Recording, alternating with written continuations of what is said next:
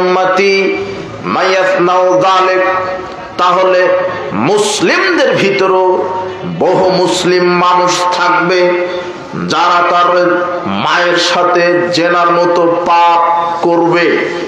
ইন্না বানি ইসরাঈলা তাফারাকাত আলা সিনতাইনি ওয়া সাবঈনা মিল্লাতান, আল্লাহর নবী বলছেন, শোনো সাহাবীগণ, বানি ইসরাইলগণ বিভক্ত হয়েছিল 72 ফিরকায়, 72 কাতারে। ওয়া তাফতারিকু উম্মতি আলা 73 মিল্লাতান, আর মুসলমানেরা বিভক্ত হবে 73 কাতারে। কুল্লুহুম ফিন্নার, 72 কাতার মুসলিম, তারা জাহান্নামে চলে যাবে। ইল্লা মিল্লাতান ওয়াহিদাতান, এক কাতার মুসলিম জান্নাতে যাবে। ক্বালু মান হে ইয়া রাসূলুল্লাহ, সাহাবীগণ বললেন, রাসূল সাল্লাল্লাহু আলাইহি ওয়াসাল্লামকে জিজ্ঞাসা করা হলো, কিলা মান হে ইয়া রাসূলুল্লাহ, আপনি যে বললেন মুসলমানেরাই 73 কাতারে 73টি ফিরকায় বিভক্ত হবে, 72 ফিরকায় জাহান্নামে যাবে, এক ফিরকা জান্নাতে যাবে, সেই এক ফিরকা কারা? তখন আল্লাহর নবী বললেন, মা আনা আলাইহি ওয়া আসহাবি, আমি এবং আমার সাহাবী যার উপরে আছি, আমি এবং আমার সাহাবী যে নীতি আদর্শের উপরে আছি, সেই নীতি আদর্শের উপরে যারাই চলবে, ব্যক্তিগত জীবনে, পারিবারিক জীবনে, সামাজিক জীবনে, অর্থনৈতিক জীবনে, রাজনৈতিক জীবনে, সার্বিক অঙ্গনে যারা কোরআন এবং সহিহ হাদিস মেনে চলবে, অর্থাৎ আমি মুহাম্মদ সাল্লাল্লাহু আলাইহি ওয়াসাল্লাম এবং আমার সাহাবী আমরা যেমন আছি কোরআন এবং সহিহ হাদিসের উপরে, ঠিক কিয়ামত পর্যন্ত যারা মুহাম্মদ সাল্লাল্লাহু আলাইহি ওয়াসাল্লাম এবং তার সাহাবীদের নীতি আদর্শে যারা জীবন পরিচালনা করবে, আল্লাহর নবী বলছেন, আমি এবং আমার সাহাবী যার উপরে আছি, তার উপরে থেকে যারাই নিজেদের জীবনকে বাস্তবায়ন করবে, এরা বিচারের মাঠে সরাসরি জান্নাতে চলে যাবে। এখানে কোন দলের নাম বললেন না। যদি ইসলামের ভিতর অনেক দল তৈরি হয়েছে, রাসূল সাল্লাল্লাহু আলাইহি ওয়াসাল্লাম বললেন শুধু মুসলিম জাতি বিভক্ত হবে 73 কাতারে, 72 কাতার মুসলিম জাহান্নামে যাবে। যারা জাহান্নামে যাচ্ছে ওরা বিজাতি নয়, ওরা কোনো হিন্দু ইহুদি খ্রিস্টান নয়। যেই 72 দল জাহান্নামে যাচ্ছে এরা মুসলিম। মুসলিমকে যে সালাত সিয়াম হজ যাকাত আদায় করে এই মুসলিম, তার মানে অত্র হাদিস প্রমাণ করে, অত্র হাদিসটি তিরমিজির 2641 নম্বর হাদিস। আল্লাহর নবী বলছেন, বিচার মাঠে বহু মানুষ সালাত সিয়াম হজ যাকাত করার পরেও জাহান্নামে চলে যাবে। সেই সালাত আদায়কারী, সেই সিয়াম পালনকারী কারা? আল্লাহ সুবহানাহু ওয়া তাআলা বলছেন, وَمِمَّنْ خَلَقْنَا أُمَّةً يَهْدُونَ بِالْحَقِّ وَبِهِ يَعْدِلُونَ। আল্লাহ বলছেন সূরা আরাফ 7 নম্বর সূরা 181 নম্বর আয়াত, উল্লেখিত আয়াতে আল্লাহ সুবহানাহু ওয়া তাআলা বলছেন, আমার সৃষ্টির ভিতরে একটি দল হকের উপরে থাকবে, কিয়ামত পর্যন্ত তারা হক অনুযায়ী বিচার ফয়সালা করবে। আল্লাহ বলছেন সৃষ্টির ভিতরে একটি দল হকের উপরে থাকবে। সাওবান রাদিয়াল্লাহু আনহু বলছেন, রাসূল সাল্লাল্লাহু আলাইহি ওয়াসাল্লাম বলেছেন, লা তাযালু তায়ফাতুম মিন উম্মতি যাহিরিনা আলাল হক লা ইয়াদুরুহুম মান খাযালাহুম হাত্তা ইয়াতামরুল্লাহু ওয়া হুম কাযালিক। আল্লাহর নবী বলছেন, হাদিসটি সহিহ মুসলিমের 1920 নম্বর হাদিস। আল্লাহর নবী বলছেন, কিয়ামত পর্যন্ত আমার উম্মতের ভিতরে একটি দল হকের উপরে বিজয়ী থাকবে চিরকাল, পরিত্যাগকারীরা তাদের কোনো ক্ষতি করতে পারবে না। আল্লাহ বলছেন একটি দল হকের উপরে থাকবে, আল্লাহর নবী বললেন একটি দল হকরে থাকবে, কিন্তু মুসলিমরা বিভক্ত হবে ৭৩ দলে। ৭৩ দলের মধ্যে কয়টি দল হকের উপরে থাকবে? একটি দল। আমি বলছি না যে আপনি যেই দল করেন সেটাই হক, অথবা আপনি যেটা করছেন সেটাই হক, তবে হকের দল কয়টি? একটি। আজকে ইসলামের নামে কত দল উপদল, খারেজি, শিয়া, মুরজিয়া, মুতাজিলা, জাহমিয়া, জাবরিয়া, মাতরুদিয়া, মুআত্তিলা, ইসমাইলা, আশারি, মাতরুদি, মাযহাবের নামে হানাফি, শাফি, মালিকি, হাম্বলি, তরিকার নামে কাদেরিয়া, চিশতিয়া, নকশবন্দিয়া, মুজাদ্দিদিয়া, সুফিদের নামে ব্রেলভী, দেওবন্দি, আতরশি, চরমনাই, সরসিলা, মাইজ ভান্ডারী, কুতুববাগ, রাজারবাগ, চন্দ্রপুরী, ফুলতলি, এক একটা ইসলামের নামে এক একটা দল উপদল তৈরি হয়েছে। এদের মধ্যে একটি যদি সঠিক হয়, বাকি সব দল মিথ্যা। যে কোনো একটি দল সঠিক হবে, যেহেতু আল্লাহ বলছেন ইসলামের নামে যত দল উপদল তৈরি হোক, হকের উপরে থাকবে কয়টা দল? আল্লাহ নবী বলছেন আমার মুসলিম উম্মত ৭৩ কাতারে বিভক্ত হবে, এর মধ্যে একটি দল কিয়ামত পর্যন্ত বিজয়ী থাকবে। তো দল যতই হোক, হকের উপরে কয়টা থাকবে? আমি বলছি না যে আমারটাই হক, অথবা আমি বলছি না আপনারটাই হক, তবে হকের দল কয়টা? একটা। আপনাকে আল্লাহ বিবেক দিয়েছেন, বুদ্ধি দিয়েছেন, আপনি হাদিসটা বোঝার চেষ্টা করেন। আল্লাহর নবী বলছেন যে মুসলমানেরাই ৭৩ কাতারে বিভক্ত হবে, কোন হিন্দু, ইহুদি, খ্রিস্টান নয়। যারা মুসলিম, যারা সালাত, সিয়াম, হজ, যাকাত আদায় করে, এরাই ৭৩ ফেরকা হবে। এর মধ্যে ৭২ ফেরকা জাহান্নামে যাবে। যারা জাহান্নামে যাচ্ছে তারা হিন্দু নয়, সবাই মুসলমান। আর এক কাতার জান্নাতে যাচ্ছে, এরাও মুসলমান। তো ৭২ দল এরাও মুসলমান, এক কাতার জান্নাতে যাচ্ছে, এরাও মুসলমান। ঘটনা কি? আবু সাঈদ খুদরি রাদিয়াল্লাহু আনহু বলছেন, খুব মনোযোগ দিয়ে বক্তব্যটি শোনা, বোঝার চেষ্টা করবেন, ব্যস্ততা, মনোযোগিতা পরিহার করবেন। আবু সাঈদ খুদরি রাদিয়াল্লাহু আনহু বলছেন, রাসূল সাল্লাল্লাহু আলাইহি ওয়াসাল্লাম বলেছেন, হাদিসটি সহিহ বুখারীর 5058 নম্বর হাদিস। আল্লাহর নবী বলছেন, সাহাবীগণ শোনো, ইয়াখরুজু ফিকুম কওমুন, অচিরেই কিছু কওম বের হবে, অচিরেই একটা জাতি বের হবে, তাহকিরুনা সালাতাকুম মা সালাতিহিম, যারা তাদের সালাতের তুলনায় তোমাদের সালাতকে তুচ্ছ মনে করবে, ও সিয়ামাকুম মা সিয়ামিহিম, তাদের সিয়ামের তুলনায় তোমাদের সিয়ামকে অল্প, নগণ্য, তুচ্ছ মনে করবে, ও আমালাকুম মা আমালিহিম, তাদের আমলের তুলনায় তোমাদের আমলকে তারা তুচ্ছ মনে করবে। ইয়াকরাউনাল কোরআন, তারা কোরআন তেলাওয়াত করবে, লা ইউজাইজু হানাজিরাহুম, তাদের কণ্ঠের নিচে কোরআন নামবে না। ইয়ামরুকুনা মিনাদ-দ্বীন, তারা ওইভাবে ইসলাম থেকে বের হয়ে যাবে, কামা ইয়ামরুকুস সাহমু মিনার রামিয়া, যেমন ধনুক থেকে তীর বের হয়ে যায়। হাদিস বুখারীর হাদিস। আল্লাহর নবী বলছেন যে এক শ্রেণীর মানুষ, এক শ্রেণীর মুসলিম কওম, সমাজে মুসলিম নামধারী কিছু কওম বের হবে, যারা বেশি বেশি সালাত, সিয়াম, হজ, যাকাত, কোরআন তেলাওয়াত, দান সাদকা বেশি বেশি করার পরেও তারা মুসলমানই থাকবে না। কি থাকবে না? হাদিস বুঝলেন কিনা?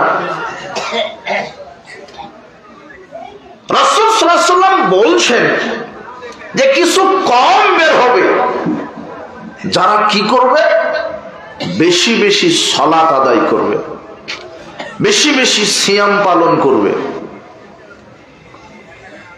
বেশি বেশি দান সদকা করবে, বেশি বেশি তাহাজ্জুদ পড়বে, বেশি বেশি রমাদানের সিয়াম তো পালন করবে, নফল সিয়ামও করবে, বেশি বেশি কোরআন তেলাওয়াত করবে, কোরআন খতম দিবে, কিন্তু কোরআন কণ্ঠের নিচে নামবে না। এত বেশি আমল করার পরেও মুসলিমই তারা থাকতে পারছে না। এই ইবাদত গুজারি ব্যক্তি কারা? আমি বলছি না যে আপনি ইসলাম থেকে বের হয়েছেন, আল্লাহর নবী যেহেতু বলেছেন এক শ্রেণীর মুসলিম নামধারী বেশি বেশি ইবাদত করার পরও তারা কি থাকবে না? মুসলিম থাকবে না। তো তারা কারা?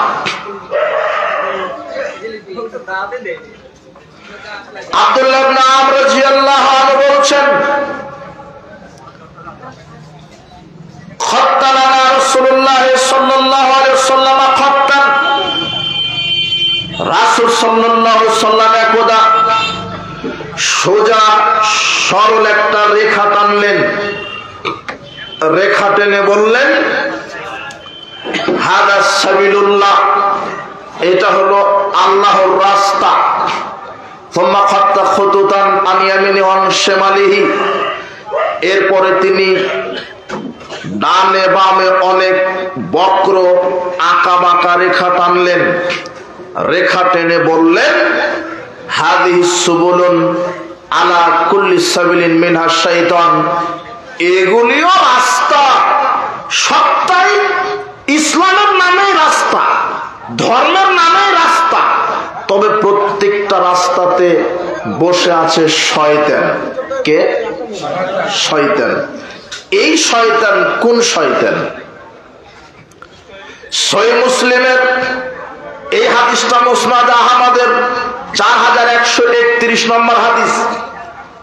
ডানে বামে আঁকা বাঁকা রাস্তায় বসে আছে শয়তান। সহিহ মুসলিমের 1847 নম্বর হাদিস, আল্লাহর নবী বলছেন, কুলুবুহুম কুলুবুশ শায়াতিন ফি দুসমানি ইনসিন।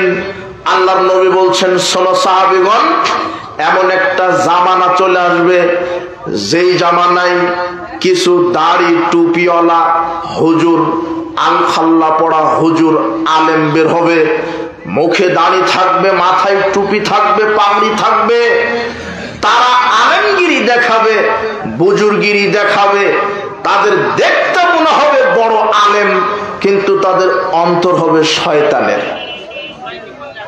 এই কথা কে বলছেন? আল্লাহর নবী বলছেন। দেখতে মানুষ, ভিতরে অন্তরটা কিসের? শয়তানের।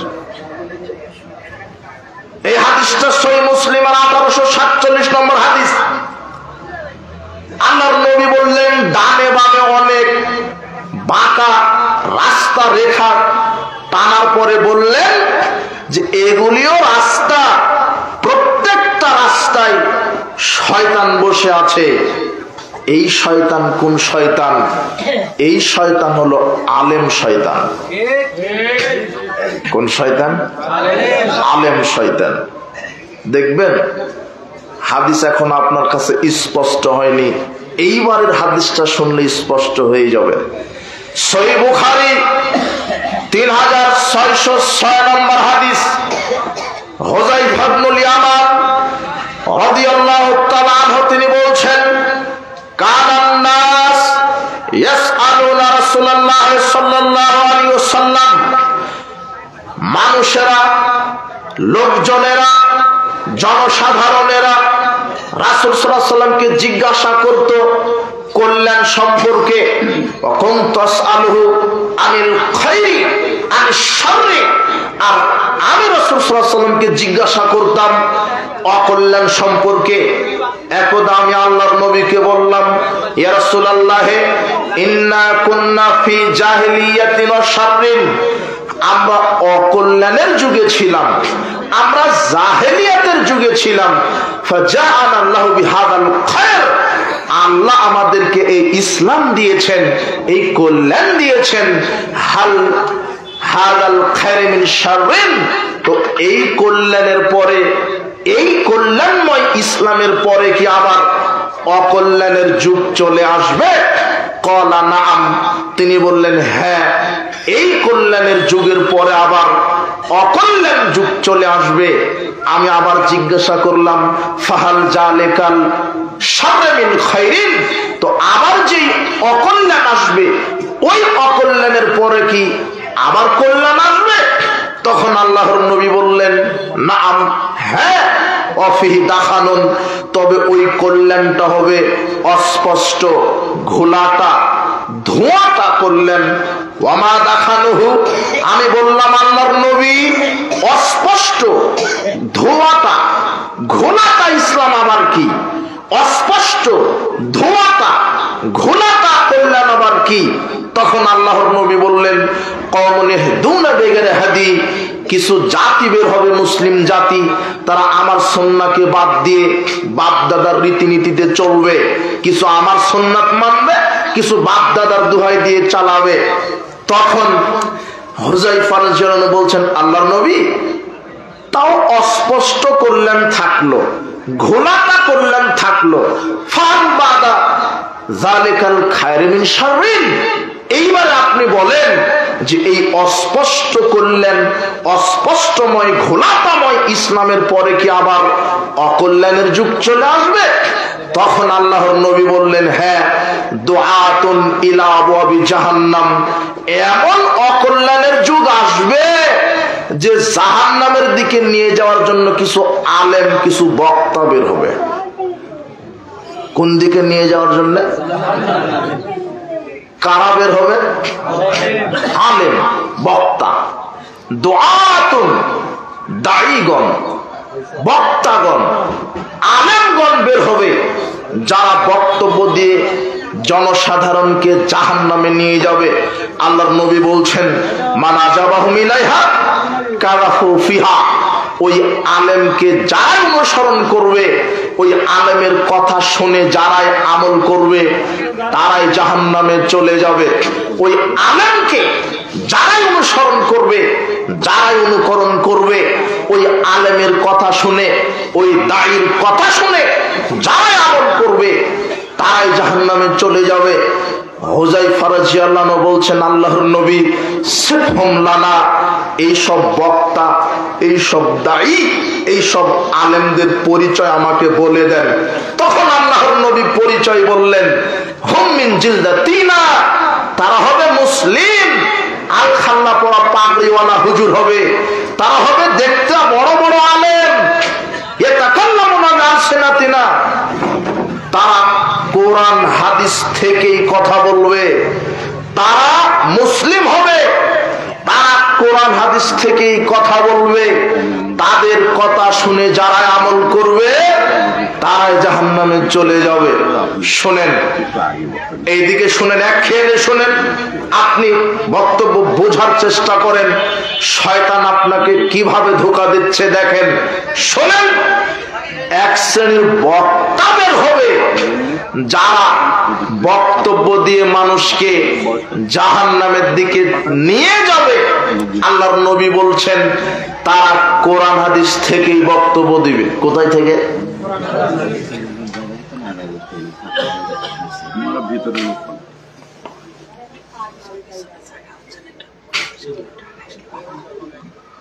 আপনারা একটু সবাই সামনে এগিয়ে আসেন, পিছনে জায়গা হচ্ছে না বলে। বাম সাইডে অনেক জায়গা আছে, এখানে অনেক লোক বসার জায়গা আছে। আর না, ওই পিছনের লোকগুলি কষ্ট করে সামনে চলে আসেন, ওই সাইড দিয়ে চলে আসেন। আর যদি না হয় ওইভাবে শুনেন, বিশৃঙ্খলা করেন না, কথা বলেন না, নীরব থেকে আপনি জায়গা এখানে চলে আসেন। সময় সংকীর্ণ, আমি যেটা বোঝাতে চাচ্ছি সেটা বোঝার চেষ্টা করেন। ফাঁকা জায়গাগুলো পূরণ করেন ভাই, সামনে আসেন। আল্লাহর নবী বলছেন, যে এক শ্রেণীর দায়ী বের হবে, এমন অকল্যাণের যুগ চলে আসবে যারা কোরআন হাদিস থেকে বক্তব্য দিয়ে মানুষদেরকে কোথায় নিয়ে যাবে? আসলে কি কোরআন হাদিস মানুষকে জাহান্নামের দিকে নিয়ে যেতে এসেছে না জান্নাতে? কিন্তু ঘটনা কি? আল্লাহ সুবহানাহু ওয়া তাআলা বলছেন সূরা বাকারা 2 নম্বর সূরা 26 নম্বর আয়াত, আল্লাহ বলছেন ইউদিল্লু বিহি কাসীরা ওয়া ইয়াহদি বিহি কাসীরা। এই কোরআন পাঠ করে বহু মানুষ পথভ্রষ্ট হয়ে যাবে, এই কোরআন পাঠ করে বহু মানুষ হেদায়েত পেয়ে যাবে। এই কোরআনটা পড়ে মানুষ পথভ্রষ্ট হবে। কি কারণ? এই কোরআন পড়ে পথভ্রষ্ট হবে কেন? দেখেন, কোরআন পড়বেন, কোরআন বুঝবেন। কোরআন অবতীর্ণ হয়েছে কার উপরে? মুহাম্মদ সাল্লাল্লাহু আলাইহি ওয়াসাল্লামের উপরে। কাদের সময়ে? সাহাবীদের সময়ে। তো সাহাবীরা কোরআন ভালো বুঝবেন না এখনকার মানুষেরা ভালো কোরআন বুঝবেন? মুহাম্মদ সাল্লাল্লাহু আলাইহি ওয়াসাল্লাম যেভাবে বুঝিয়েছেন, রাসূল সাল্লাল্লাহু আলাইহি ওয়াসাল্লাম যেভাবে বুঝেছেন, ওইভাবে আপনাকে বুঝতে হবে। সাহাবীরা যেভাবে বুঝেছে ওইভাবে আপনাকে বুঝতে হবে। শোনেন, কোরআন পাঠ করে বহু মানুষ পথভ্রষ্ট হবে, কোরআন পাঠ করে বহু মানুষ হেদায়েত পাবে। দুটা আয়াত আপনাকে স্মরণে রাখতে হবে। আমি যে বললাম যে ইসলামের নামে যত ভ্রান্ত দল, 1981 সালে বাংলাদেশের সরকারি জরিপে 2,98,000 পীর শুধু বাংলাদেশে ছিল। 1981 সালের সরকারি পরিসংখ্যান অনুযায়ী বাংলাদেশে শুধু পীরের সংখ্যা 2,98,000। এক পীর আরেক পীরকে কাফের ফতোয়া দেয়। কোন পীরের মুরিদের সাথে আরেক পীরের মুরিদের কোনো আমলের কোনো সম্পর্ক নাই। যেমন লেটেস্ট 2টা গ্রুপ বের হয়েছে, সাদ গ্রুপ আর জুবায়ের গ্রুপ। নগদ এক গ্রুপ বলছে ও কাফের, আর গ্রুপ বলছে ও কাফের। 2 গ্রুপের ফতোয়াতে আর কেউ মুসলমান না। আমরা কিন্তু বলিনি সে কাফের। কে কাফের? আল্লাহর নবী বলছেন তোমরা কাউকে কাফের বলো না। যদি কাউকে কাফের বলো, সে যদি কাফের না হয় তাহলে যে বলেছে সে অটো কাফের। কথা বুঝেননি? যদিও আমাদেরকেও মানুষ অপবাদ দেয় যে এরা হলো লামাঝাবি, এরা হলো ইহুদি খ্রিস্টানের দালাল, এরা হচ্ছে কাফের, এরা অমুক, এরা তমুক, এইভাবে। তো বলছিলাম যে 1981 সালের জরিপ অনুযায়ী শুধু বাংলাদেশে 2,98,000 পীর। তো কারো সাথে কারো আকীদা আমলের মিল নেই। শোনেন, শয়তানের এজেন্ট আছে পৃথিবীতে, শয়তানের দালাল আছে, শয়তানের বন্ধু আছে। আল্লাহ নিজে বলছেন, খুব খেয়াল করে বক্তব্যটা শোনেন। যখন এই আকীদা মানহাজের, যখন আমরা এই মুক্তিপ্রাপ্ত দলের আলোচনা করতে যাই, তখনই শয়তান খোঁচা দেয়। কেন? এই বক্তব্য বুঝে ফেললেই তো এরা হেদায়েত হয়ে যাবে, তাই বুঝতে দেয় না। বক্তব্য এ বিষয়ে দেওয়াও কঠিন, এই বক্তব্যটা বোঝাও কঠিন। আল্লাহ আমাদেরকে বোঝার তৌফিক দান করুন, আমাদেরকে বোঝানোর তৌফিক দান করুন। দেখেন সূরা আনআম 112 নম্বর আয়াত আর 121 নম্বর আয়াত, আল্লাহ বলছেন ওয়াকাযালিকা জাআলনা লিকুল্লি নাবিয়্যিন আদুওয়ান শায়াতিনাল ইনসি ওয়াল জিন্নে। আমি এভাবেই প্রত্যেক যুগে যুগে প্রত্যেক নবীদের উপরে শয়তান নিযুক্ত করেছিলাম। মানুষের ভিতর থেকেও শয়তান, জিনদের ভিতর থেকেও শয়তান। শুধু জিনদের ভিতরে শয়তান নেই, কাদের ভিতরেও শয়তান আছে? মানুষের ভিতরেও। এইবারে সূরা 121 নম্বর আয়াতে সূরা আনামের বলছেন ওয়াইন্নাশ শায়াতিনা লাইউহুনা ইলা আউলিয়াইহিম লিউজাদিলুকুম। আল্লাহ বলছেন নিশ্চয় শয়তান তার বন্ধুদের কাছে ওহী করে। শয়তান তার কিছু এজেন্ট আছে, তার কিছু দালাল আছে, শয়তানের কিছু চেলা আছে, শয়তানের কিছু প্রতিনিধি আছে। এই প্রতিনিধি, এই দালাল এবং এই বন্ধুদের উপরে কে ওহী করে? শয়তান। শয়তানের কে আছে পৃথিবীতে? চেলা, দালাল। বোঝেন কিনা? বন্ধু।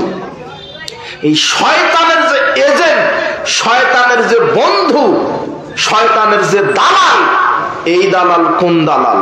ওই যে আল্লাহর নবী বলছেন দেখতে লাগবে বড় আলেম কিন্তু অন্তর হবে শয়তানের। এক শ্রেণীর পথভ্রষ্ট, ভণ্ড, প্রতারক, ধর্মীয় আলেম নামের দালালেরা হলো, এরা হলো টাটকা ইবলিশের দালাল। এরা শয়তানের দালালি করছে। শোনেন, কোরআন হাদিস বুঝতে হবে। রাসূল সাল্লাল্লাহু আলাইহি ওয়াসাল্লাম যেভাবে বুঝিয়েছেন, মুহাম্মদ সাল্লাল্লাহু আলাইহি ওয়াসাল্লাম যেভাবে বুঝিয়েছেন, আর সাহাবীগণ যেভাবে বুঝেছেন, ওইভাবে ওই বুঝটা নিতে হবে। আল্লাহ নিজে বলছেন কোরআন পড়ে মানুষ পথভ্রষ্ট হবে, কোরআন পড়ে মানুষ হেদায়েত পাবে। কোরআন পড়ে মানুষ হেদায়েত পাবে কখন? যখন রাসূল সাল্লাল্লাহু আলাইহি ওয়াসাল্লাম এবং সাহাবীদের বুঝ অনুযায়ী আমল করবে, তখন এই ব্যক্তিটা হেদায়েত পেয়ে যাবে। আর কোরআন পড়ে পথভ্রষ্ট হবে কে? কোরআন পড়বে নিজের মতো কিন্তু ব্যাখ্যা নেবে শয়তানের চেলাদের নিকট থেকে, তখন এই ব্যক্তিটা পথভ্রষ্ট হয়ে যাবে। ব্যাখ্যা কার নিকট থেকে, বুঝ কার নিকট থেকে নিতে হবে? সাহাবীদের নিকট থেকে।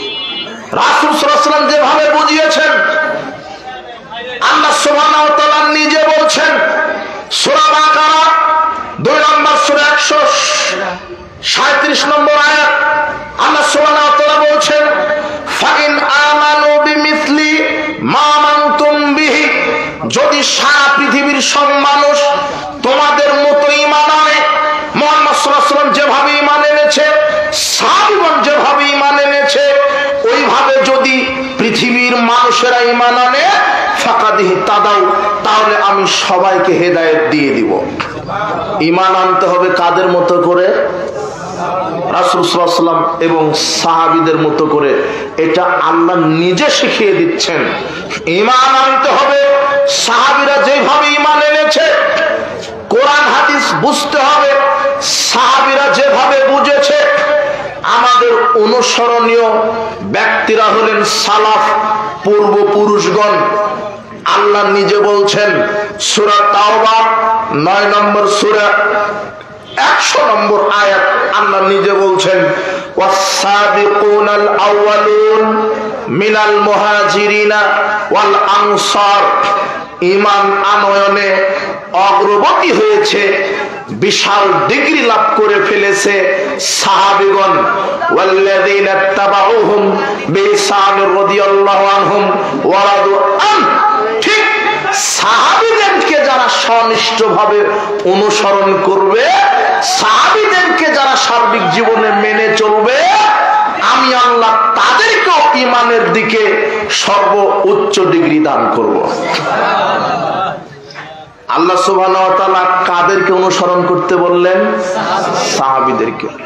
সূরা নিসা 115 আয়াত, ওয়া মান ইউশাকিকির রাসূলা মিন বাদি মা তাবায়্যানা লাহুল হুদা ওয়া ইয়াত্তাবি গায়রা সাবিলিল মুমিনিন নুওয়াল্লিহি মা তাওয়াল্লা ওয়া নুসলিহি জাহান্নাম ওয়া সাআত মাসিরা।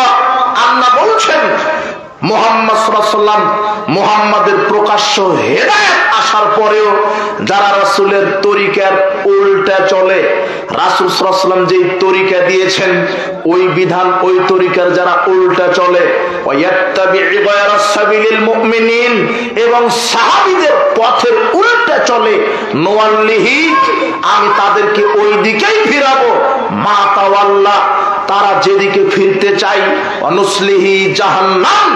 রাসূল সাল্লাল্লাহু আলাইহি ওয়াসাল্লাম মুহাম্মদ এবং তার সাহাবীদের পথের উল্টা চলার কারণে আমি এই ব্যক্তিদেরকে জাহান্নামে আসার দিব, ওয়াসাআত মাসিরা, জাহান্নাম কতই না খারাপ। আল্লাহ বহু মানুষকে জাহান্নামে আসার দিবেন যারা রাসূল সাল্লাল্লাহু আলাইহি ওয়াসাল্লামের তরিকার উল্টা চলেছে, সাহাবীদের নীতির উল্টা চলেছে, তাদেরকে আল্লাহ জাহান্নামে আসার দিবেন। অত্র আয়াতগুলিতে আল্লাহ বলছেন তোমরা রাসূল সাল্লাল্লাহু আলাইহি ওয়াসাল্লামকে মেনে চলো, সাহাবীদের বুঝ অনুযায়ী চলো। আমাদের জন্য রাসূল সাল্লাল্লাহু আলাইহি ওয়াসাল্লাম যেভাবে কোরআন হাদিস বুঝিয়ে গেছেন, সাহাবীরা যেভাবে বুঝেছেন ওইভাবে বুঝতে হবে।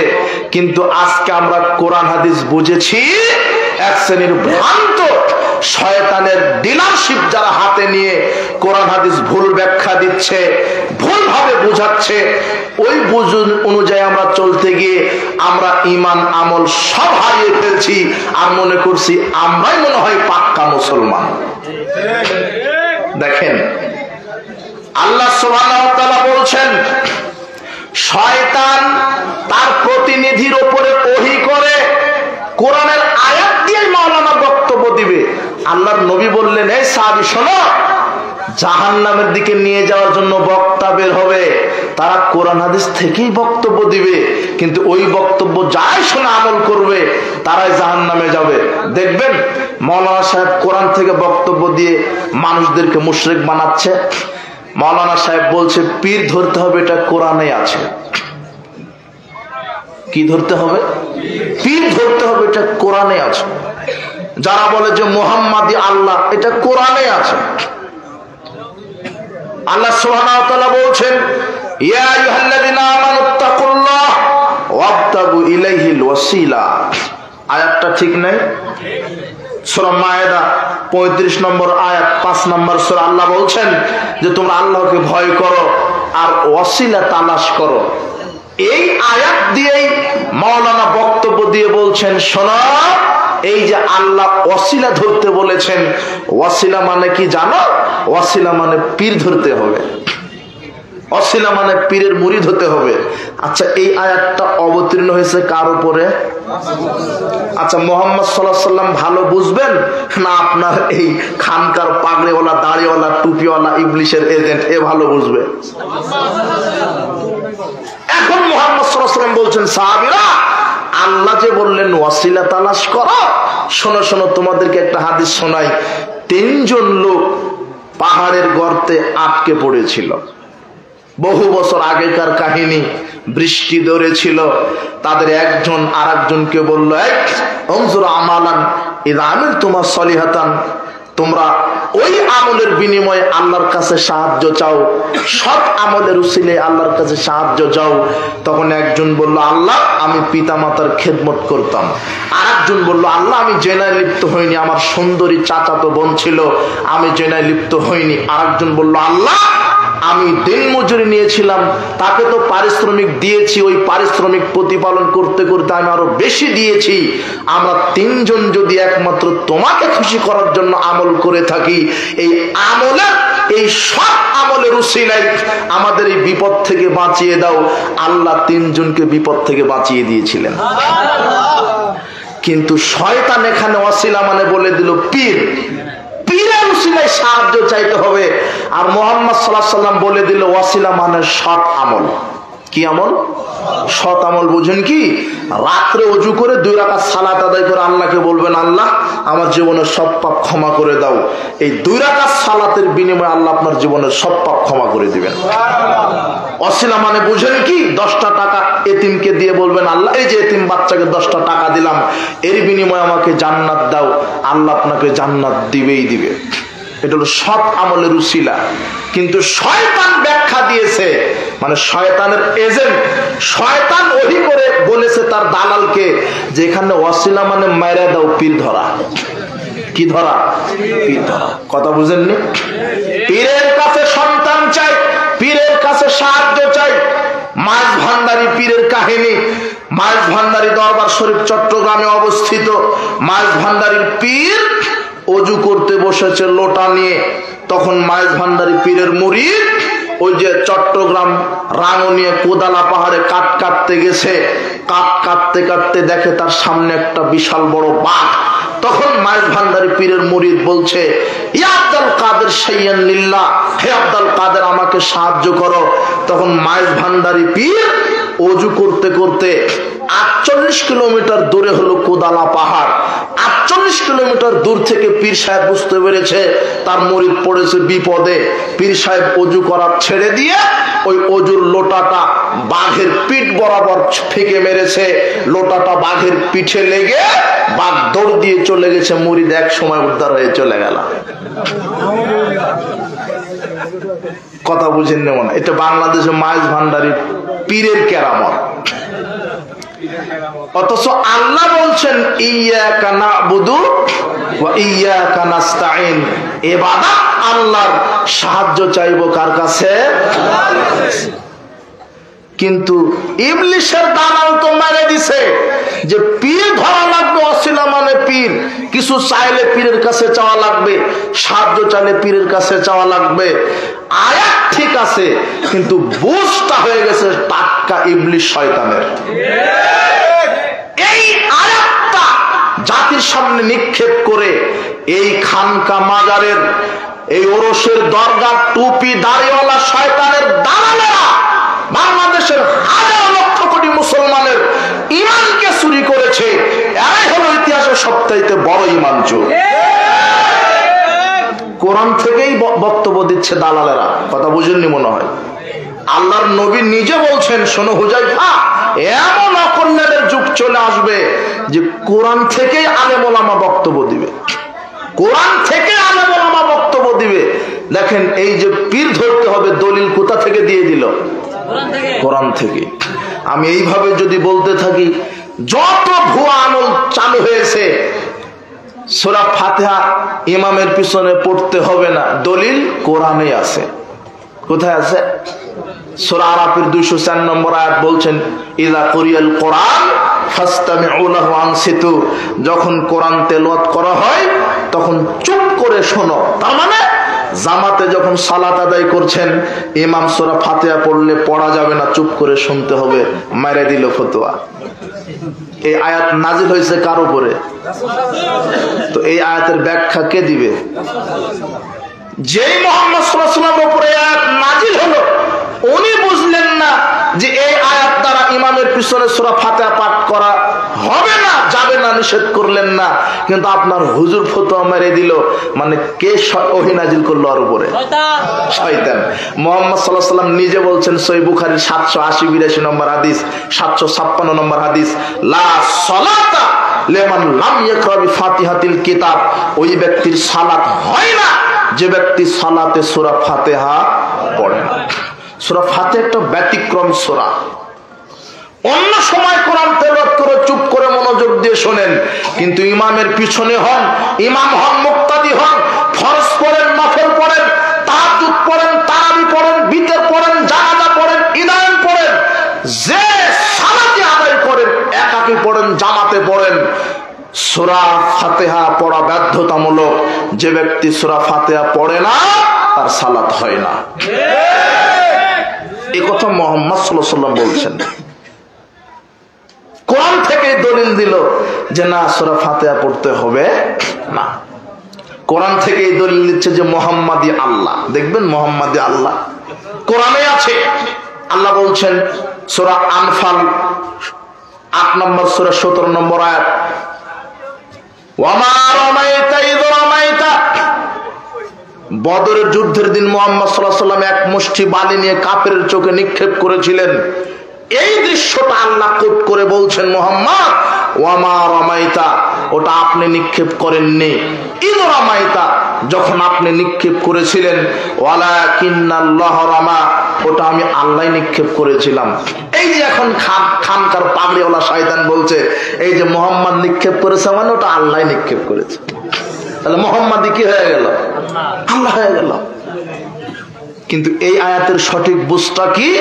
মুহাম্মদ সাল্লাল্লাহু আলাইহি ওয়াসাল্লাম শুধু ফিকে মেরেছেন, প্রত্যেকটা বালিকণা কাফেরদের চোখে পৌঁছে দিয়েছেন কে?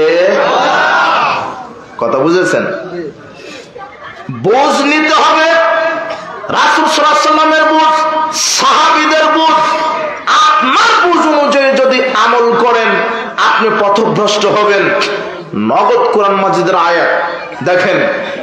এখনো বর্তমান যে ইরানের শিয়ারা, এরা ওযু করার সময়তে পা ধয় না, পা পানি দিয়ে কি করে না, ধয় না। কেন? কোরআন মাজিদে পা ধৌত করার কথা নাই। কোরআন মাজিদের ভাব অনুযায়ী পা মাসা করার কথা বোঝা যায়। সূরা মায়েদা 6 নম্বর আয়াত দেখেন। আপনাকে একটু বোঝার চেষ্টা করেন। আল্লাহ বলছেন, ইয়া আইয়ুহাল্লাযিনা আমানু ইযা কুমতু ইলাস সালাত, হে বিশ্বাসীগণ যখন তোমরা সালাতের জন্য দাঁড়াতে চাচ্ছ, ফাগসিলু উজুহাকুম ওয়া আইদিয়াকুম ইলাল মারাফিক, তোমরা মুখমণ্ডল ধৌত করো এবং দুই হাত কনুই পর্যন্ত ধৌত করো।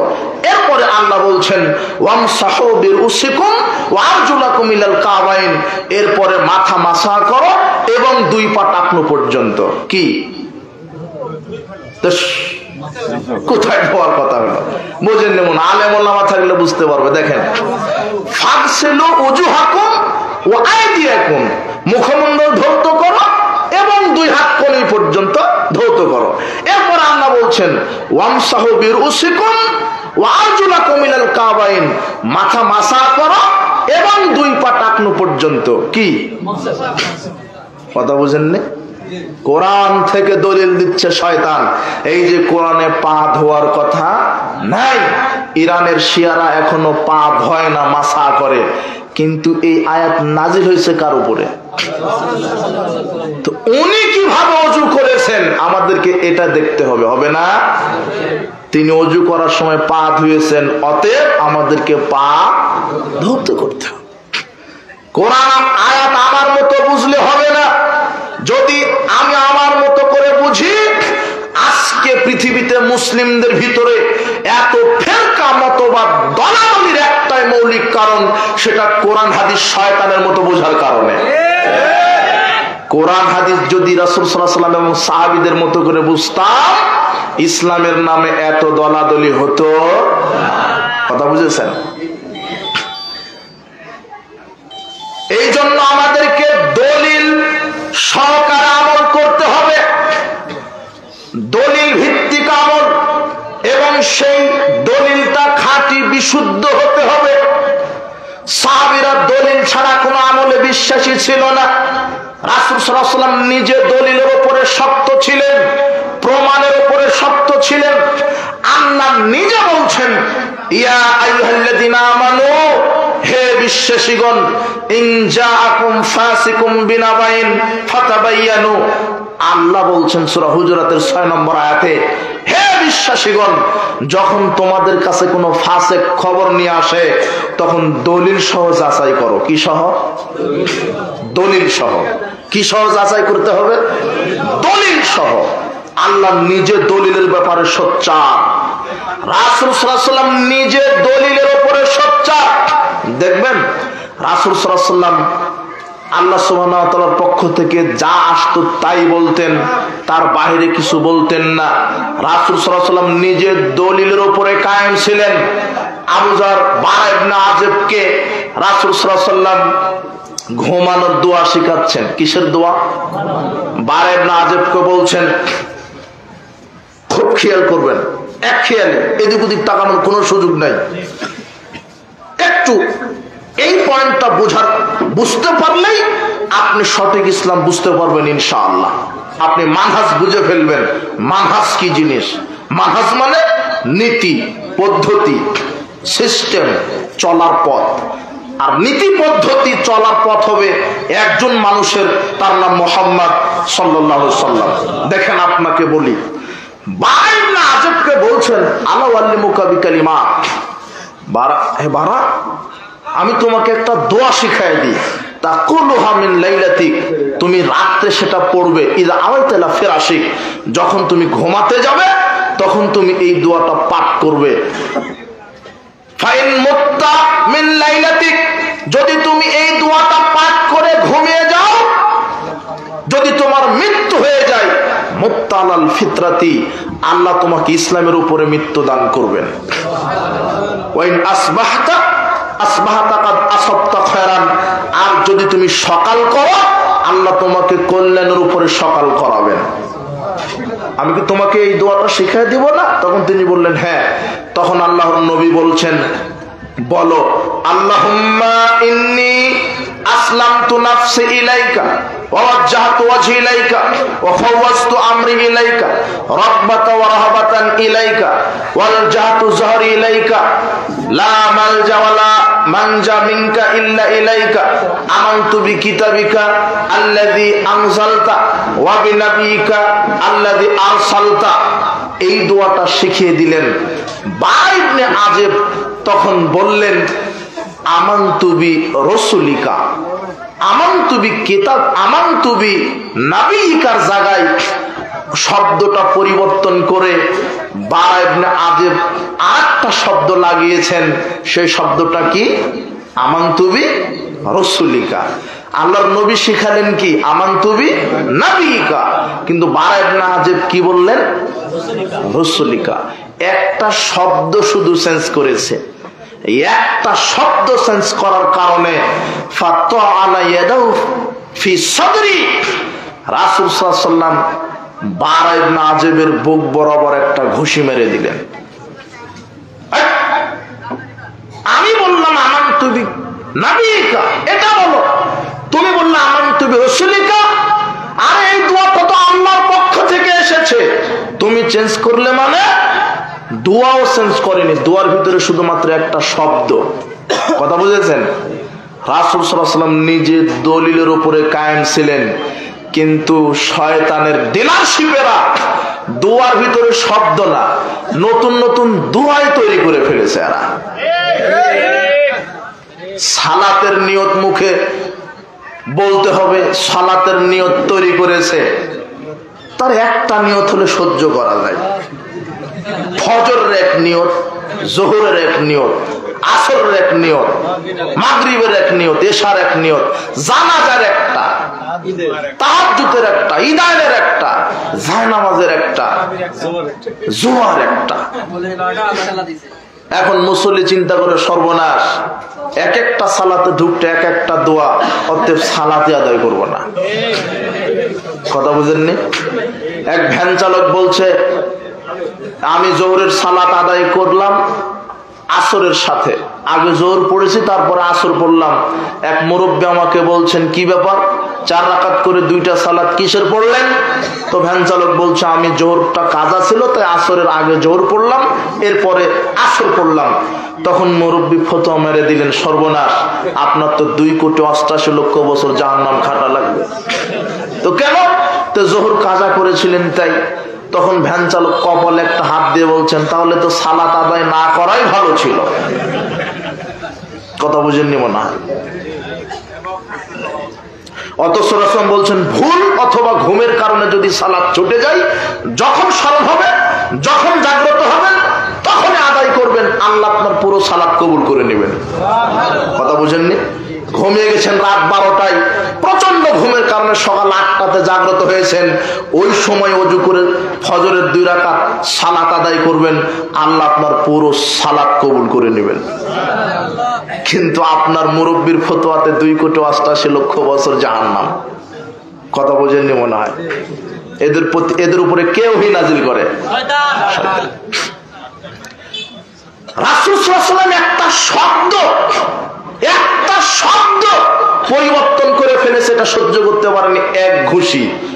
কিন্তু যারা ওযুর দোয়া তৈরি করেছে, বলছে বিসমিল্লাহির রহমানির রহিম, আল ইসলামু হাক্কুন আল কুফরু বাতিলুন আল ঈমানু নূরুন আল কুফরু যুলমাতুন, তাহলে একই ঘুষি খাবে বলেন? যেটা কোনো জাল হাদিসে নাই।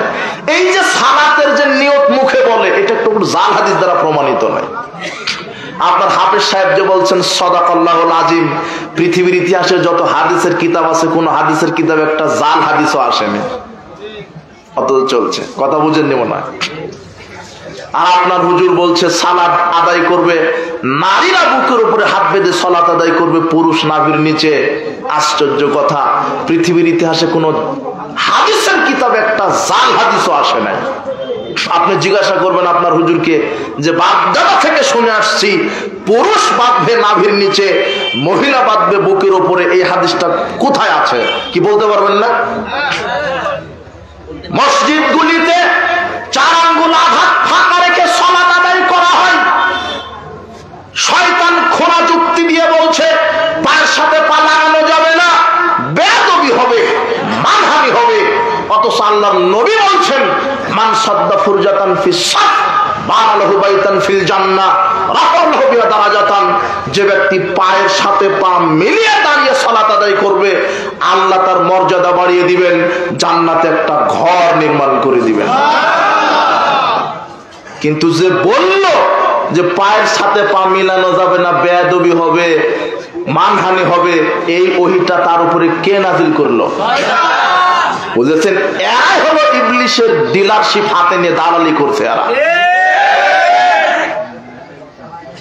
তাবারানী মুজামুল কাবির, তাবারানী মুজামুল আওসাত 5797 নম্বর হাদিস। আল্লাহর নবী বলছেন পায়ের সাথে পা মিলিয়ে দাঁড়ালে জান্নাতে একটা ঘর নির্মাণ করে দেওয়া হয়। আবু দাউদের 666-67 নম্বর হাদিস। রাসূল সাল্লাল্লাহু আলাইহি ওয়াসাল্লাম বলেছেন আকিমুস সুফুফা, সাহাবীগণ তোমরা কাতারে যখন দাঁড়াবে সোজা হয়ে কাতারে দাঁড়াও। ওয়াহাদু বাইনাল মানাকিব সুদ্দুল খানান, এবং কাঁধে কাঁধ মিলিয়ে দাঁড়াবে, পায়ের সাথে পা মিলিয়ে দাঁড়াবে। ওয়ালিনু বিআইদি ইখওয়ানিকুম, হাতে হাত মিলিয়ে দাঁড়াবে। ওয়ালা তাজারু ফুরুজাতিল লিশাইতান, শয়তানের জন্য পরস্পরের দুই পায়ের মাঝে ফাঁকা রাখবে না। মান নসালা সাফফান নসালাহুল্লাহ ওয়া মান কাতা সাফফান কাতাহুল্লাহ, যে ব্যক্তি কাতারে পরস্পরের দুই ফাঁকের মধ্য জায়গা বন্ধ করে দাঁড়াবে, আল্লাহ তাকে বিচার মাঠে কাছে টেনে নেবেন। আর যে ব্যক্তি পৃথক করে দাঁড়াবে, আল্লাহ তাকে পৃথক করে দিবেন। আল্লাহর নবী বলছেন ইন্নী লারা শাইতান ইয়াদখুলু মিন খালালিস সাফ কান্নাল হাদা, আমি দেখতে পাই শয়তান ছাগলের কালো বাচ্চার মতো পরস্পরের দুই পায়ের মাঝে বসে থাকে। ফাঁকা জায়গাতে কে বসে থাকে? শয়তান। আবু দাউদের 667 নম্বর হাদিস। কিন্তু শয়তান ওহী করে আগেই বলে দিয়েছে দালালদেরকে, না সর্বনাশ, বেয়াদবি হবে এটা। কথা বুঝেন না? এরা হলো শয়তানের কি? দালাল। আল্লাহ নিজে বলছেন যে শয়তান এদের ওহী করে শরীয়তকে বিক্রি করে দেয়, শরীয়তকে বিকৃত করে। রাফাল আয়োজন করা হবে না। সাহাবীদের থেকে আল্লাহর নবী রাফাল আয়োজন করে নিয়েছে কেন? সাহাবীরা নাকি লুকিয়ে মূর্তি রাখতো বলে। শয়তান আছে কোথায়? শোনেন, যারা গাঁজা খায়, মদ খায়, সুর, ডাকাত, লুচ্চা, এদের কাছে কিন্তু শয়তান নেই। ওরা নিজেই শয়তান। ওদের কাছে শয়তান 1 সেকেন্ড থাকা মানে শয়তানের লস। সব ঢুকে গেছে টুপিওয়ালা দাঁড়ানোর ভিতরে, কিভাবে এদের ঈমান আর আমলকে নষ্ট করা যায়।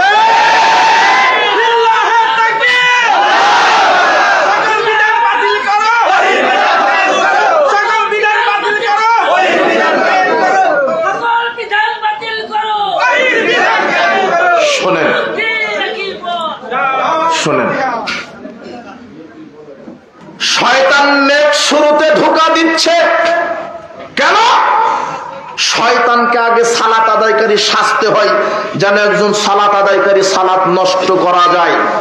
শয়তানকে আগে কারি সাজতে হয়, যাতে কারির কোরআন তেলাওয়াত নষ্ট করা যায়। 1 গ্লাস পেশাব আর 1 গ্লাস দুধ, 1 ফোঁটা পেশাব যদি 1 গ্লাস দুধে ফেলে দেন, দুধ নষ্ট হয়ে যাবে। ঠিক সব আমলের ভিতরে যখন একটা বেদাত ঢুকিয়ে দিবেন, সৎ আমল কি হয়ে যাবে? নষ্ট হবে। এই জন্য দেখবেন, আপনি দেখেন আপনাকে শয়তান কত বোকা রেখেছে, নেক শুরুতে ধোঁকা দিচ্ছে। যেই আমলের যত ফজিলত, সেখানে শয়তান বেদাত ঢুকায়ছে। আর আমল যারা বেদাত করে, তারা তো ইবাদত মনে করেই করে। আরে এটা তো ইবাদত, এটা কি করে ভ্রান্ত হতে পারে? যে আমলের যত ফজিলত, সেটা নষ্ট করার জন্য শয়তান বেদাত ঢুকিয়েছে। দেখবেন আল্লাহর নবী বলছেন, আবু দাউদের 5212 নম্বর হাদিস। আল্লাহর নবী বলছেন মা মিন মুসলিমাইনে ইয়ালতাকিয়ানে ফায়াতাসাফাহান যখন দুজন মুসলিম রাস্তায় সাক্ষাৎ করার সময় পরস্পরের দুই হাতে সালাম বিনিময় করবে, ইল্লা গুফরা লাহুমা ক্বাবলা ইফতারিকা, তাদের পরস্পরের দুই হাতটা পৃথক হওয়ার পূর্বেই তাদের বিগত সব পাপ আল্লাহ ক্ষমা করে দিবেন। কিন্তু শয়তান এখানে পরস্পর দুই হাত রাখেনি, 3 হাত 4 হাত মেরে দিয়েছে। রাসূল সাল্লাল্লাহু আলাইহি ওয়াসাল্লাম বলছেন কয় হাতে? পরস্পর 2 হাত। এই যে পরস্পর কয় হাত হলো? এখন আমি দিলাম আরেকটা দেন আপনি। এই কয়টা হলো? আবার চুমা খায়, আবার বুকে মারে। এই যে বুকে মারা, চুমা খাওয়া, 3 হাত 4 হাত লাগানো, এই ওহিটা মাইরে দিছে কে? কিন্তু হাদিস আছে পরস্পর কয় হাত? তাবারানী আওসাতের 245 নম্বর হাদিস, রাসূল বলছেন ইন্নাল মুমিনা ইযা লাকিয়াল মুমিন, একজন মুমিন যখন আরেকজন মুমিনের সাথে সাক্ষাৎ করে, ফাখাযা বিয়াদি, তার 1 হাত ধরে মুসাফা করে। কয় হাত? 1 হাত। তানাসারাত খাতায়াহুমা কামা ইয়াতানাসারু আরাকুশ শাজার, পরস্পরের 2 হাতে মুসাফা করার কারণে তাদের পাপ ওইভাবে ঝরে যায় যেমন শীতকালে গাছ থেকে পাতা ঝরে যায়। কিন্তু 3 হাত 4 হাত লাগালে হবে না। যেই আমলের যত ফজিলত, সেখানে শয়তান কি ঢুকায় আছে? ওই আমলকে কি করার জন্য? নষ্ট করার জন্য। কথা বুঝেছেন? রাসূল সাল্লাল্লাহু আলাইহি ওয়াসাল্লাম বলেছেন, মান ক্বালা হিনা ইয়াসমাউন নিদা, যে ব্যক্তি আযান শোনার পরে বলবে, সহিহ বুখারীর 614 নম্বর হাদিস, আল্লাহুম্মা রাব্ব হাযিহিদ দাওয়াতিত তাম্মা ওয়াস সালাতিল কায়িমা আতি মুহাম্মাদানিল ওয়াসিলাতাল ফাদিলা ওয়া বা'আথহু মাকামান মাহমুদানিল্লাযী ওয়া'আদতা। শেষ। আল্লাহর নবী বলছেন, হাল্লাত লাহু শাফাতি ইয়াউমাল কিয়ামা, যে ব্যক্তি আযানের এই দোয়াটা পাঠ করবে, আমার সুপারিশ তার জন্য কিয়ামতের দিন ওয়াজিব হয়ে যাবে। কিন্তু শয়তান ঢুকায় দিয়েছে ওয়াদ দারাজাতার রাফিয়া, ইন্নাকা লা তুখলিফুল মিয়াদ ওয়ারযুকনা শাফাতাহু ইয়াউমাল কিয়ামা। নেন এবার ঠেলা সামলান। কথা বুঝেননি মনে হয়? রাসূল সাল্লাল্লাহু আলাইহি ওয়াসাল্লাম কতটুকুনি বলেছেন, এই 3টার একটা বাক্য বলেননি। ঢোকায় আছে কে? কেন? এর ফজিলতটা নষ্ট করে দেওয়ার জন্য। এইভাবে যদি বলতে যাই, সমাজে কত বেদাত ঢুকেছে। বলছে জুমার দিনে কেউ যদি 80 বার দরুদ পড়ে, 80 বছরের পাপ ক্ষমা। বলছে তার যদি 80 বছরের পাপ না থাকে, তাহলে তার পিতামাতার 80 বছরের পাপ ক্ষমা। তার পিতামাতার যদি না থাকে, তাহলে পৃথিবীতে যত মুসলিম নারী পুরুষ আছে সবার 80 বছরের পাপ ক্ষমা। মানে আপনি বসে সুদী ব্যাংকে সুদ খাবেন, আর আমি 80 বার দরুদ পড়বো, আপনার সব পাপ ক্ষমা। কথা বুঝেননি? বলছিলাম দলিল ভিত্তিক আমল করতে হবে। আল্লাহ সুবহানাহু ওয়া তাআলা নিজে দলিলের উপরে কায়েম ছিলেন, কিন্তু পৃথিবীতে মানুষ এমন এমন আমল করছে যার সহিহ জয়ীফ তো বহুদূরের কথা, একটা জাল দলিলও নাই। সালাতে আপনি 4 আঙ্গুল ফাঁকা রেখে দাঁড়ান, এর একটা জাল দলিলও নাই। আপনি কোরআন তেলাওয়াত শেষে সাদাকাল্লাহুল আযীম বলেন, এর একটা জাল দলিলও নাই। পুরুষ নাভির নিচে হাত বেঁধে সালাত আদায় করবে, মহিলা বুকের উপরে হাত বেঁধে সালাত আদায় করবে, এর একটা জাল দলিলও নাই। সালাতের নিয়ত মুখে বলতে হবে আরবিতে, এর একটা জাল দলিলও নাই।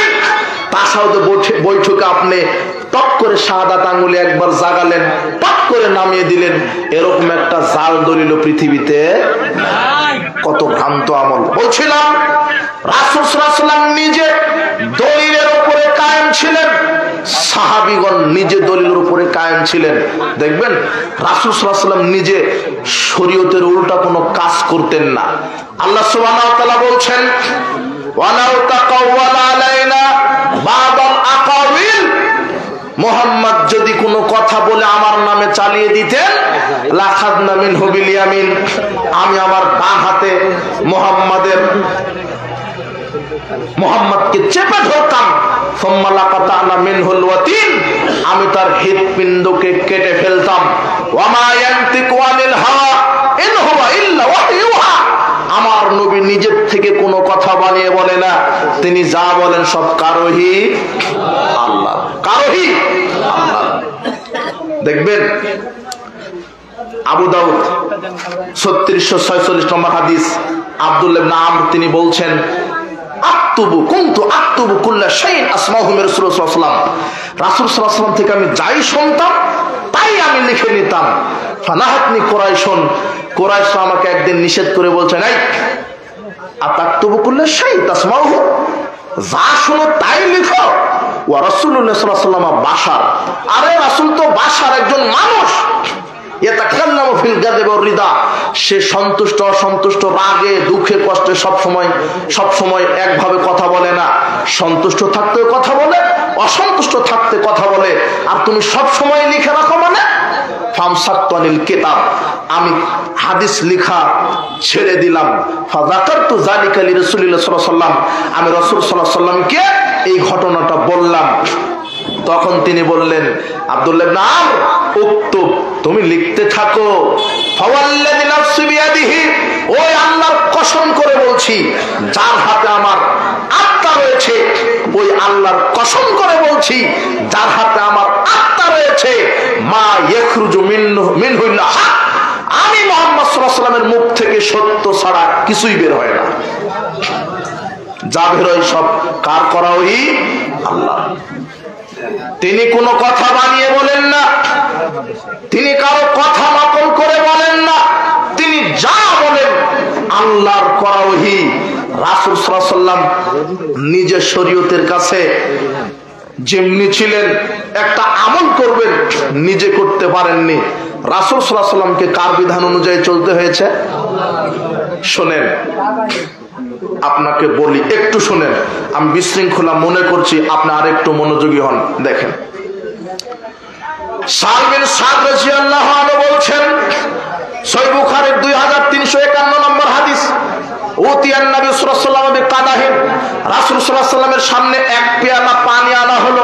ফাশারাবা মিনহু, তিনি পেয়ালা থেকে পানি পান করলেন। আইয়ামিনিহি গুলামুন আসগারুল কওম, তার ডান দিকে ছিল একজন ছোট্ট বাচ্চা। ওয়াল আশিয়াখু ইয়াসারিহি, আর বাম দিকে ছিল কিছু বৃদ্ধ লোক, কিছু সম্মানিত লোক, বৃদ্ধ লোকেরা। রাসূল সাল্লাল্লাহু আলাইহি ওয়াসাল্লাম গোলামকে বলছেন, ছোট বাচ্চাকে বলছেন, ইয়া গোলাম আতাদানুলি আম উতিয়াহুল আশিয়া, তুমি কি আমাকে অনুমতি দিবে এখন এক গ্লাস পানি এই বৃদ্ধ লোকটাকে দিব? বলেন তো অনুমতি চাচ্ছেন কেন? বলেন। হ্যাঁ, রাসূল সাল্লাল্লাহু আলাইহি ওয়াসাল্লাম ইচ্ছা করলে বাম দিকে সম্মানিত ব্যক্তিদের দিতে পারতেন, কিন্তু শরীয়ত বলেছে কোন দিক থেকে দিতে হবে। রাসূল সাল্লাল্লাহু আলাইহি ওয়াসাল্লাম নিজে একটা আমল করবেন, করতে পারেননি, কার বিধান ছাড়া? আর সে জায়গাতে আপনার হুজুর বলছে আমার কাছে তাবলীগের এই তরিকা স্বপ্নে অবতীর্ণ হয়েছে। কিসে অবতীর্ণ হয়েছে? স্বপ্নে। আশ্চর্য কথা, এটা খায় কিভাবে মানুষ? এই ভেজালে আমল খায় কিভাবে মানুষ, যেখানে 70-80 ভাগ মিথ্যা কথা স্বপ্নে পাওয়া বর্ণনা লেখা আছে। আপনাকে এই জাতিকে কিভাবে শরীয়ত বুঝাবো আমরা? কিভাবে মানহাজ বুঝাবো?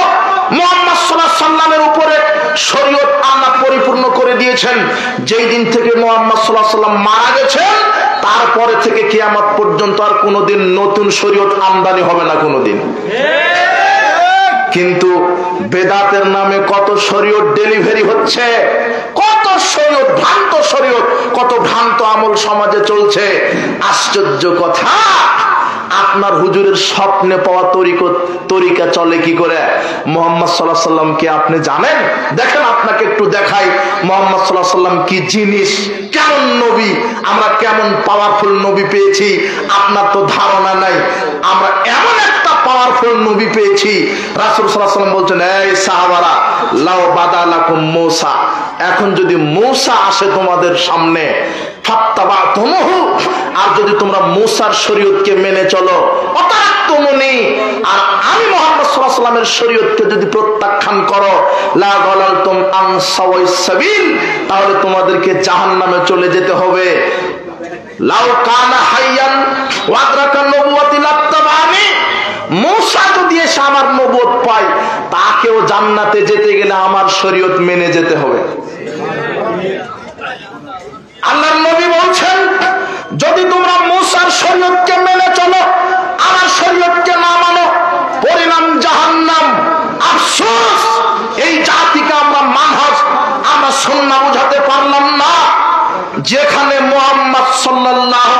সাল্লামের, যেখানে মুহাম্মদ সাল্লাল্লাহু আলাইহি সাল্লামের, যেখানে মুহাম্মদ সাল্লাল্লাহু আলাইহি সাল্লামের সুন্নাত তরিকা আদর্শ থাকতে পৃথিবীর অন্য কোন নবীর তরিকা চলে না, সেখানে ভণ্ডদের স্বপ্নে পাওয়া তরিকা কিভাবে চলতে পারে?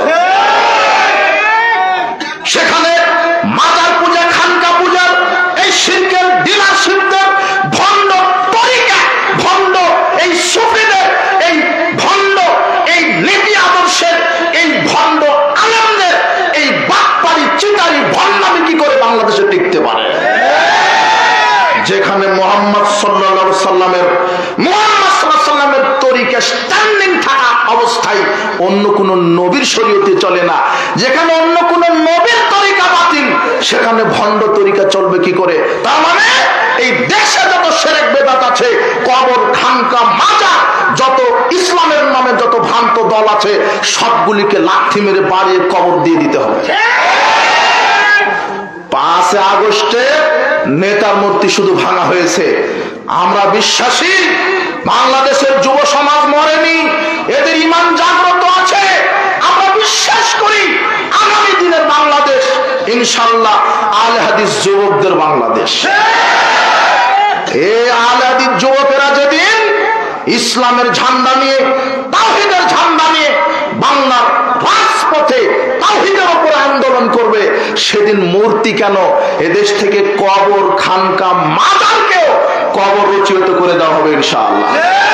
হবে, আমরা বিশ্বাসী হবেই হবে। মূর্তি যেহেতু ভেঙেছে, মাজার বেশি দিন টিকবে না আগামীতে। এই জন্য যুব সমাজকে বলে যাব, তোমরা কোরআন এবং সহিহ সুন্নাহর ঝান্ডা নিয়ে বের হও, বাড়ি টু বাড়ি, ডোর টু ডোর, প্রত্যেকটা জেলা উপজেলায়। তোমাদের ঘুমিয়ে থাকার সময় নেই। রাসূল সাল্লাল্লাহু আলাইহি ওয়াসাল্লাম সাহাবীদেরকে যেভাবে তৈরি করেছিল, ওইভাবে তোমরা কোরআন এবং সহিহ সুন্নাহর দাওয়াত নিয়ে চলে যাও সব জায়গাতে। ইনশাআল্লাহ আমরা বিশ্বাসী আগামী দিনে এই কোরআন এবং সহিহ সুন্নাহর আঘাতে বাংলাদেশ থেকে বেদাত এবং শিরকের কবর রচিত হবে ইনশাআল্লাহ। বেদাতীরা লুকানোর জন্য শিয়ালের গর্ত খুঁজে পাবে না ইনশাআল্লাহ। পিস টিভি আবার চালু হবে, সালাফি মানহাজের আলেম ওলামা আবার বক্তব্য দিবে, দেশে ইনশাআল্লাহ তাওহীদ প্রতিষ্ঠিত হবে। শোনেন, আপনি বড় সন্ত্রাস মনে করেন কাদেরকে? বড় সন্ত্রাস কারা জানেন? যারা আহলে হাদিসের মসজিদকে ভেঙে দেয়, যারা আহলে হাদিসের প্রোগ্রামকে থানায় গিয়ে মিথ্যা অভিযোগে বন্ধ করে দেয়, যারা জোরে আমিন বলার কারণে মসজিদ থেকে মারে সন্তানদেরকে বাহির করে দেয়, ইতিহাসে এরাই হলো আন্তর্জাতিক মানুষ সবচাইতে বড় সন্ত্রাসেরা। না হলে এরা লাঠি নিয়ে একদল আর এক দলকে পিটাতে পারে? লাঠি নিয়ে মারছে, নাম নিব না, মিডিয়া সাক্ষী। মাঠ দখল করবে এই দলের মাঠ হবে, ওই দলের মাঠ হবে না। রাতে লাঠি নিয়ে মানুষকে পিটাচ্ছে, যে পিটাচ্ছে তারও মুখে দাঁড়িয়ে সেও নামাজ পড়ে, যাকে মারছে সেও তারও মুখে দাঁড়িয়ে সেও তাবলিগ করে বেড়ায়, নামাজ পড়ে। বুঝেননি কথা? তাহলে লাঠি কাদের আছে হাতে লাঠি? আমরা আগে বলতাম এরা নিরীহ, এরা কিছু বুঝে না, কিন্তু আমরা আগে থেকেই সতর্ক করেছি জাতিকে। আশ্চর্য কথা, আপনি সাবধান হন। শোনেন, আমরা কোন ইমামকে, কোন দলকে খাটো করি না যতক্ষণ কোরআন এবং সহিহ সুন্নাহর আলোকে সবাই চলে। যেই ইমাম কোরআন এবং সহিহ সুন্নাহর উপরে চলে সেই ইমামের কথা আমরা মানি। যেই ব্যক্তি কোরআন এবং সহিহ সুন্নাহ অনুযায়ী চলতে বলে তার কথা আমরা মানি। আর আপনার ইমাম, আপনার নেতা যত বড় হোক, তার কথা যদি কোরআন এবং সহিহ সুন্নাহর উল্টা চলে যায়, আমরা তাকে মানি না। আমরা ইবলিশের কথাটা আমল করতে পারি যদি কোরআন হাদিসের সাথে মিলে যায়। আর আপনার হুজুর যত বড় আলখাল্লা পড়া হোক, যদি সুন্নাহর বিপরীত হয়, আপনার হুজুরকে আমরা মানতে রাজি না। ইবলিশকে মানি মানে ওই যে আপনি হাদিস জানেন না, আবু হুরায়রা রাদিয়াল্লাহু আনহুকে আল্লাহর নবী বললেন, যাকাতের খেজুর একটু তুমি পাহারা দাও। ও পাহারা দিচ্ছে, প্রথম রাত্রে ইবলিশ চলে এসেছে খেজুর চুরি করতে, ধরে ফেলেছে। তখন ইবলিশ বলছে আজকে ছেড়ে দেন, আসবো না। দ্বিতীয় দিন এসেছে, আবার ধরে ফেলেছে ইবলিশকে।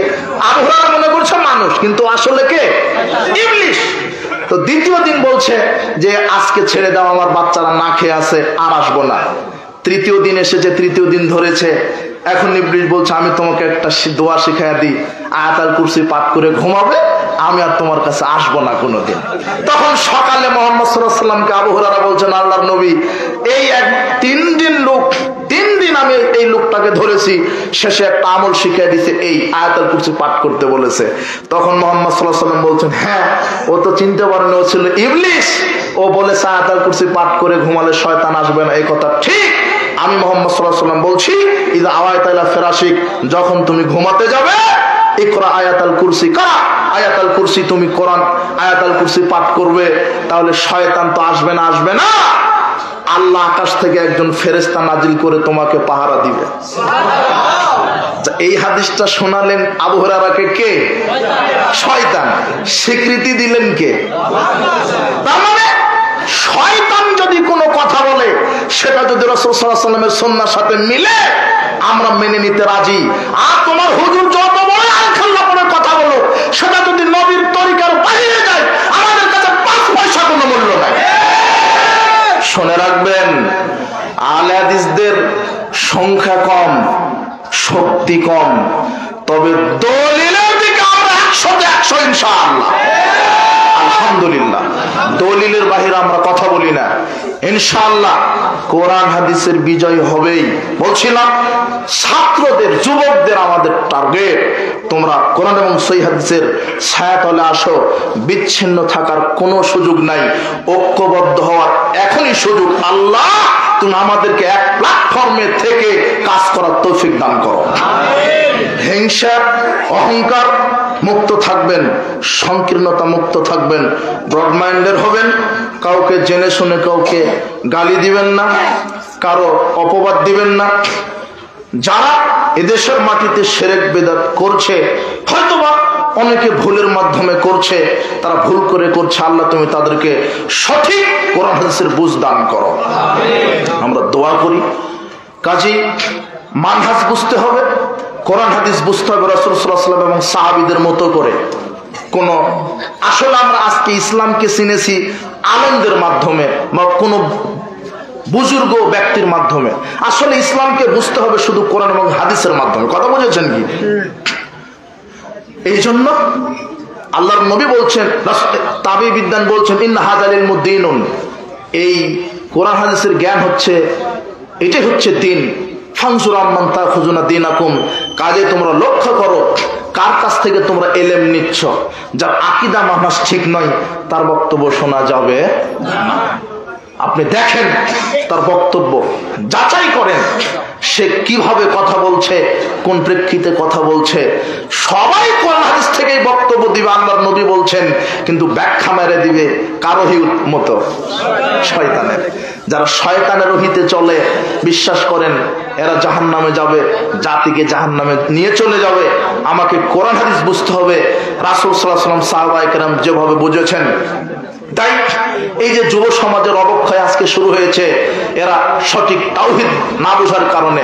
যুবকেরা শোনো, তোমরা যদি এই যে আন্দোলনটা করলে, ইসলামের উপরে যদি করতে, তাওহীদের উপরে যদি করতে, ওই 5 আগস্টে বাংলাদেশে এক রাতে ইসলাম কায়েম হয়ে যেত, হতো না?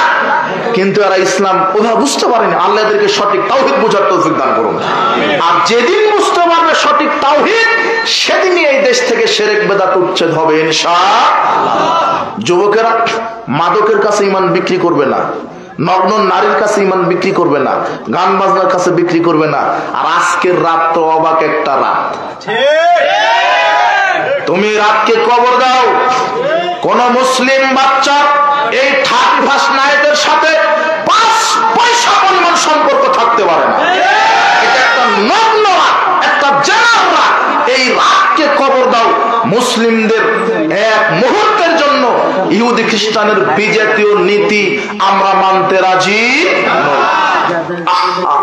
আফসোস, হে যুবক, হে যুবতী মেয়ে, তুমি তোমার এই যৌবনকাল আজকে তুমি ঠাটি ভাষণায় পালন করো। তুমি গান বাজনা, জেনা, মাদক এগুলির মাধ্যমে কেন তুমি এগুলি পালন করছো?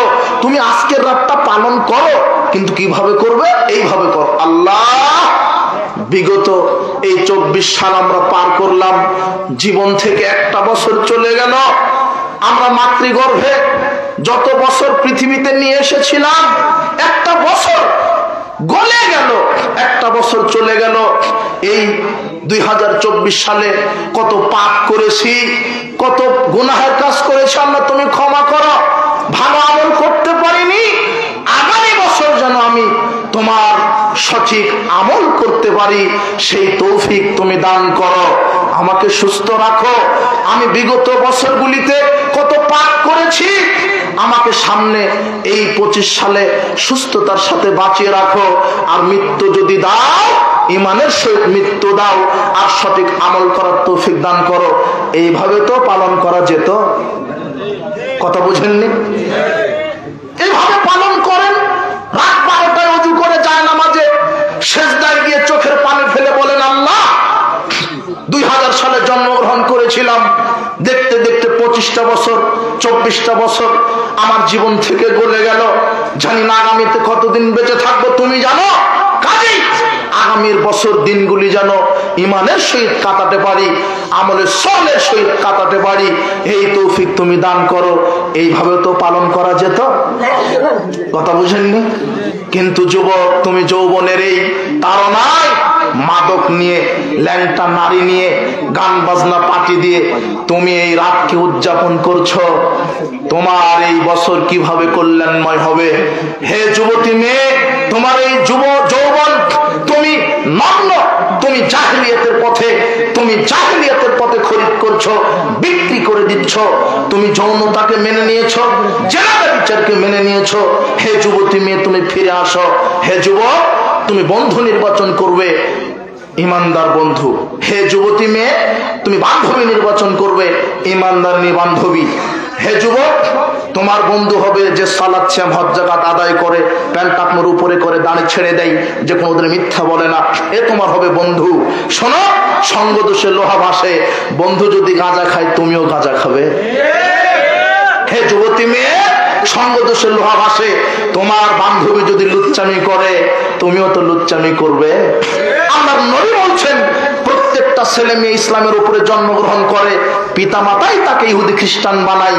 বাপ যদি বেনামাজি হয়, সন্তানও বেনামাজি হবে। মা যদি লুচ্চা হয়, বেটিও লুচ্চা হবে। কথা বুঝেননি? কথা এই জন্য অভিভাবকদেরকেও বলে গেলাম, আপনার ছেলে মেয়েকে কোরআন এবং সহিহ সুন্নাহর উপরে পরিচালনা করা আল্লাহ আপনাদেরকে তৌফিক দান করুন। আপনারা সচেতন হবেন।